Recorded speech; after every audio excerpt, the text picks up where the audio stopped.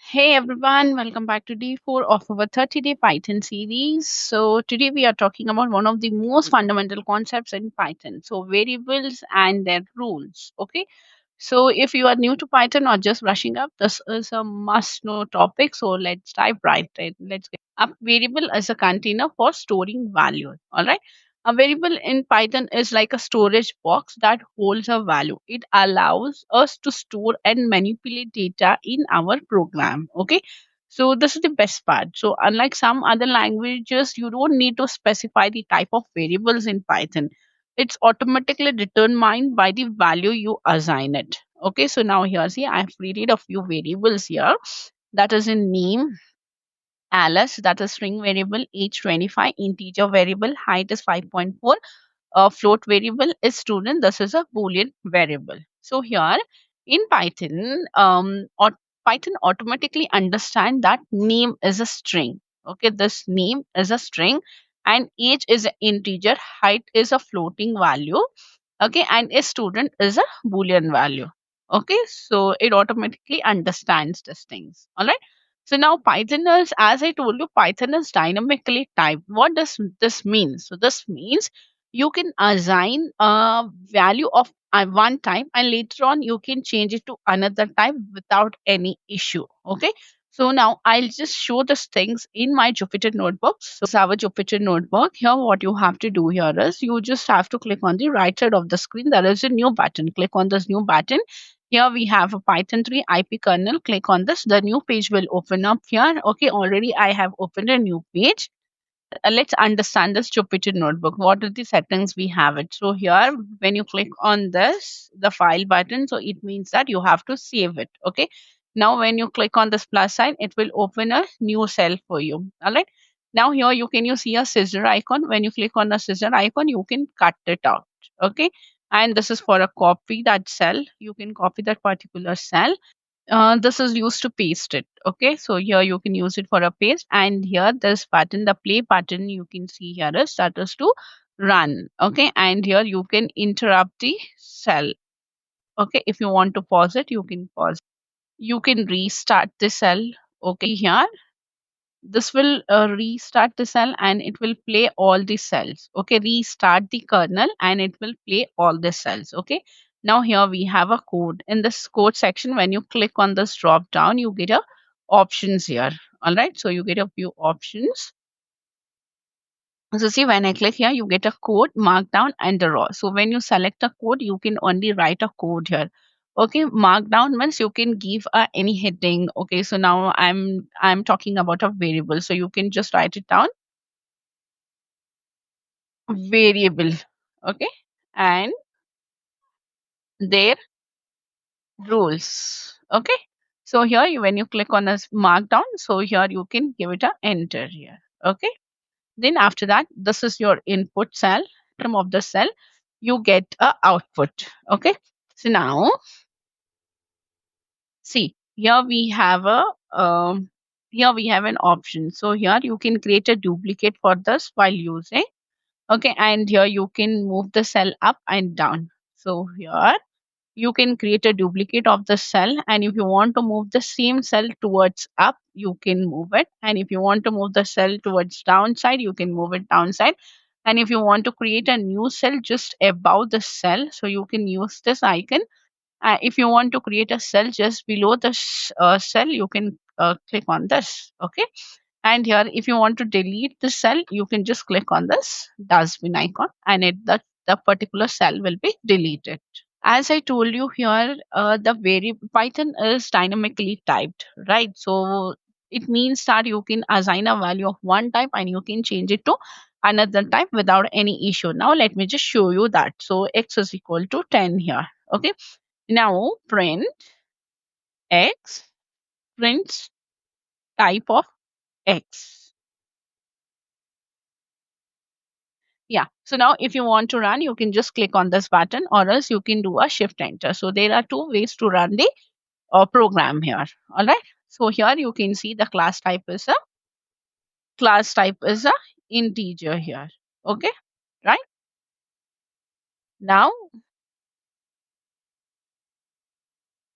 Yes. So now I want to change it. So now the same value, the variable name, I'll give it as X, and here I'll be showing a storing a string value. Okay. Now I will print it. Type of X. Okay. Now shift enter. So here see it's string, right? Okay. So now this is what it means. So Python is dynamically typed. Okay, this means you can assign a value of one type. So we have assigned a value of integer. Now that later on we change the value to the string type. Okay, so without any issue we can do that. So unlike Java or C++ where you must define the type explicitly. Okay, Python handles it automatically that. So now let us understand a variable naming rules in Python. Variable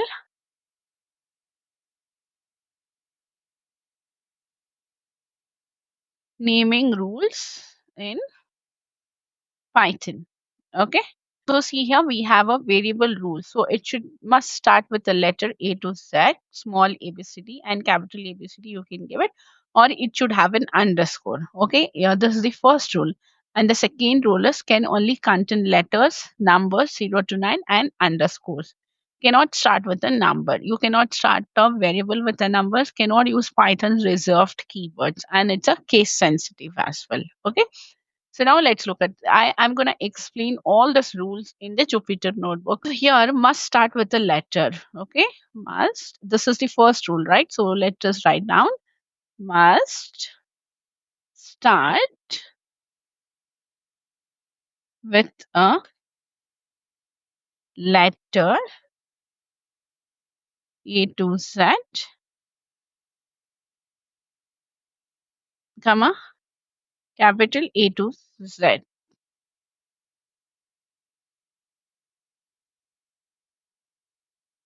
Okay. Or an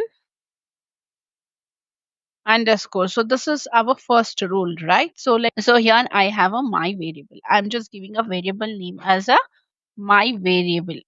Okay. Equals, this is a string. Whatever you give it, you in the double quote, so that is called a string in Python. All right. So my variables is equal to Python.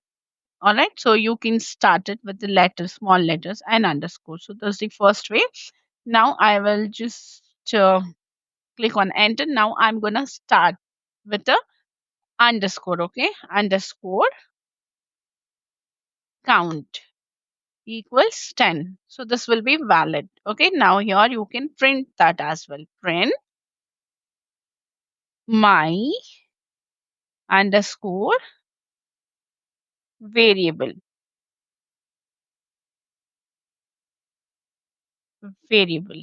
Okay, and here you can print underscore count. Okay, so see here, this is how this is your output. Okay, so my variable, so this is the variable starts with the letter A to Z, capital A or small a, you can start that, and here you can start with the underscore. All right, so now let us look at the second rule. Okay, hashtag can only contain letters, comma, numbers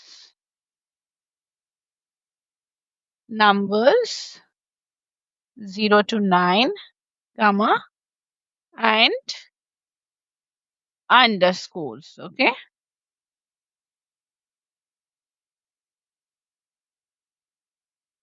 underscores. Yeah. So now see, this is the second rule here. Okay. So what we have to do here is, so see here, we can start with the letters each 25. It can have a letters, it can have a numbers. Okay. But it should first start with the letters. Okay.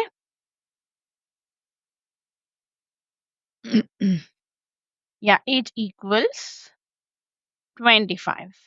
Age 23, this is my variable name. So this is my variable and assigning a value as a 25 in the variable name. All right. So here, enter. Now I'm giving it with the letters. My var underscore one. So even this is how I can assign a variable as well. So I can give it as hello. This is a string. All right. So this will be a valid here. So now if I want to print it, I can print as well. So see, this print is a function. All right. Print is a function. You can see here. Now I want to print my variable as well, my var. So these are the valid. So whenever you create a variables, you have to follow certain rules here. Okay. Yeah. So now let us understand the third rule. Hashtag cannot start with a number. Start with a number. Okay. So now see, if I give it one name, name equals Asma. Okay. Now when I print it, I may get an error over here. Okay. One name. See here, it's an invalid decimal literal. Okay. So you cannot start a variable name with a number. Cannot, let's look at the fourth rule here.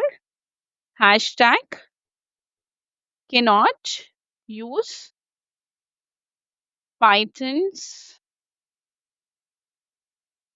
Python's reserved keyword. Okay, enter. Now here, Python's reserved keywords like you have a print. So print is also a keyword here. You cannot use that. Okay. Now for loop. So for is also a keyword. So now let us assign a variable. Okay, for is equal to 10, and I'll be giving a print for. Okay, so it is an invalid syntax. You get it because it's for as a keyword here. For loops, we are gonna study this in the in the loops video. Okay, so this is very important. So you cannot use Python's reserved keyword because this for is already reserved. It's a keyword, case sensitive. Hashtag case sensitive. Okay. Now see, age equals 25, enter, and age. So here I'm using a small letter, here I'm using a capital letter. So those both are different. So Python treats age with a small a and age with a capital A completely different. So be very careful while using it. Okay. Yeah, here we can give it a 30. Okay. Now if I print age, print age means you can see only the 25. You get this output as 25. Okay.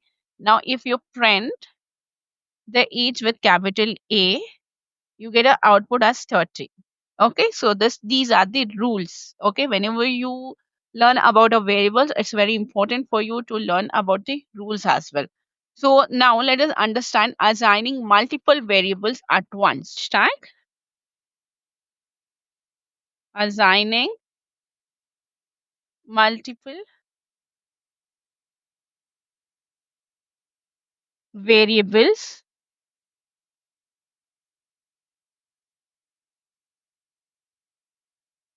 variable at once. Okay, so let's look at it. So can we do that? See, Python allows assigning multiple variables in a single line. So that makes your code cleaner. So now we can see it here. A comma B comma C. So these are the A comma B comma C is my variable name. So now I'm assigning a values for it. 10 comma 20, 23 comma 40. Okay. So now if I want to print it, so I have to print the same way. Okay. A comma B comma C. So this is how you can assign a multiple variables at once as well. Okay. So here now let us look at the type conversions. Okay. Type conversions is nothing but a casting we say. Hashtag type conversion casting. Okay. Now, what is this? Sometimes you may need to convert a variable from one type to another type using a typecasting. Okay. So let me just show it to you here. So now see here, x is equal to, yeah, here x equals So I'm giving 1,000. All right. So this is a string, right? So whatever the, if you give a number or any words in a double quote, the Python will read it as a string only. So this is hashtag string. Let me just type it here so that you get a better understanding about it. Okay. Now void equals int of x. So I'm just converting this. Okay. I'm converting this x value to integer value. Okay. Yeah, now let us print the type. Okay, type is also a keyword here. Okay, print type of y. Enter. So the type of y is string. So see, the same thing if I run here, control C, control V, and if I print type of x. Okay, enter. So see, it's showing a string. But I have assigned one more variable here, that is y is equal to n, and I'm converting that to an integer. So what happens? The value which was in the string, it's been converted to an integer. Okay, so this is how this is called the type conversions. All right, or you can see a typecasting as well. All right, so this is useful when dealing with the user input, as inputs are always received as a strings in Python. All right, so you have to remember that concept. Now we can delete it. Deleting variable. Okay, how can you delete a variable? Here x equals 10. All right, and you can delete this x. Just you have to use a keyword called delete here. Okay, then print x. Enter. Okay, so you don't get an output. Yeah, the name x is not defined because it's already deleted here. Okay, we have used a delete x. All right. Yeah. So now see, let us do a quick recap. So we have learned a variable is a container for storing values, and Python is a typically dynamically typed, meaning that meaning variable types are assigned automatically. Okay.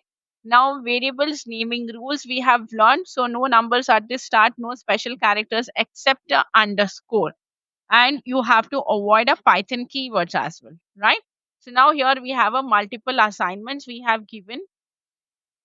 See here, we can assign a multiple. This is called a multiple assignment, and we have you learned about the type conversions, and Python more flexible. So you can use a delete to delete variables whenever it's needed.